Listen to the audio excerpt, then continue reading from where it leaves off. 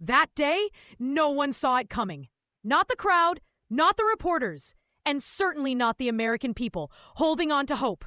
But when Donald Trump stepped onto that stage, there was no smile, no casual banter, only a cold, unwavering stare. Then, with a voice that echoed through the silent room, he said, "I didn't come here to talk about unity.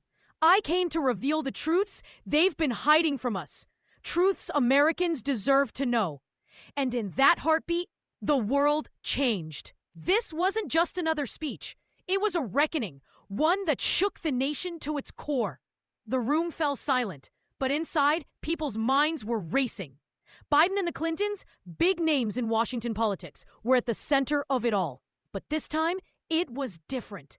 This wasn't just about politics. It was a story about broken trust and lost friendships. Some whispered about hidden secrets, places where loyalty was weak and secrets were the most valuable currency. As the truth slowly came out, it became clear this wasn't just political gossip. It was the uncovering of a massive lie. Still, one question hung in the air. What really caused this?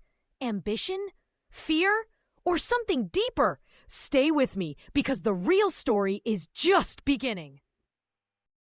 Moments later, Trump's digital team released the first batch of declassified files on live broadcast. One document, marked urgent, detailed a meeting at the White House involving Hillary Clinton and senior DNC operatives, with no record of Biden's presence.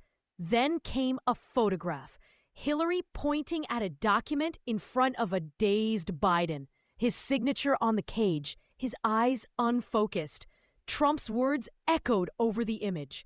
America wasn't just lied to, it was ruled by deception. On cable networks, anchors looked stunned.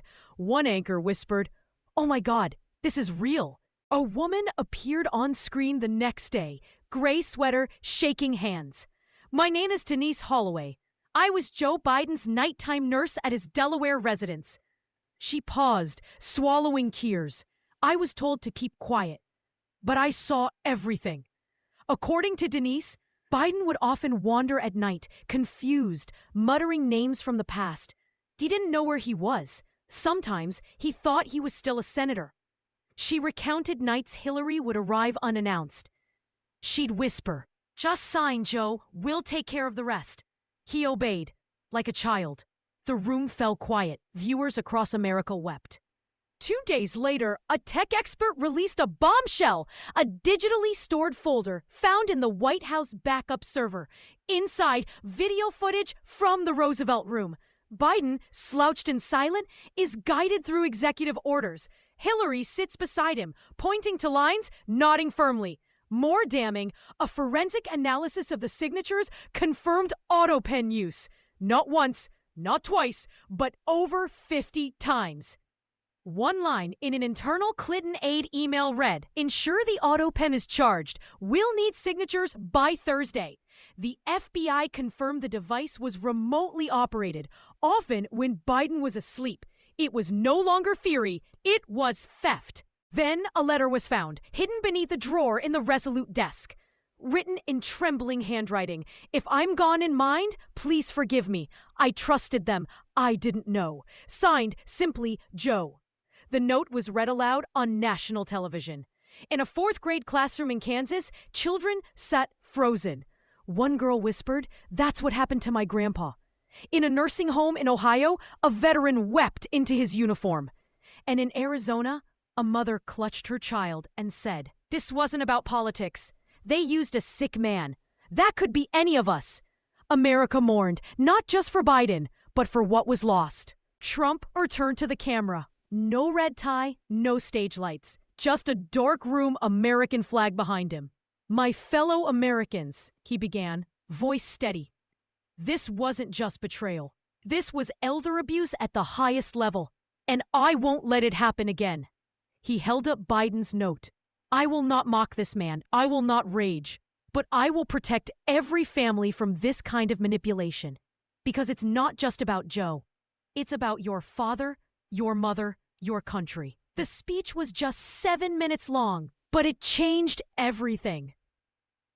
That night, something incredible happened. From Miami to Minneapolis, Americans stepped outside holding candles. There were no chants, no banners, only silence. In Alabama, an elderly man stood outside with a photo of his wife who'd had Alzheimer's. What they did to Biden was what we spent years trying to protect her from. In Portland, a group of teenagers organized a vigil outside a senior care home. In Washington, D.C., President Trump stood quietly on the Truman balcony, a single candle in hand. No speeches, just presence, just healing. A week later, Trump received a handwritten letter from a 10-year-old named Ella. It read, "Dear President Trump, thank you for helping the old man. Grown-ups should protect each other. I want to be like you when I grow up, brave and kind." Trump kept the letter, framed it, and as he looked at it each morning, he whispered the same words, "Never again."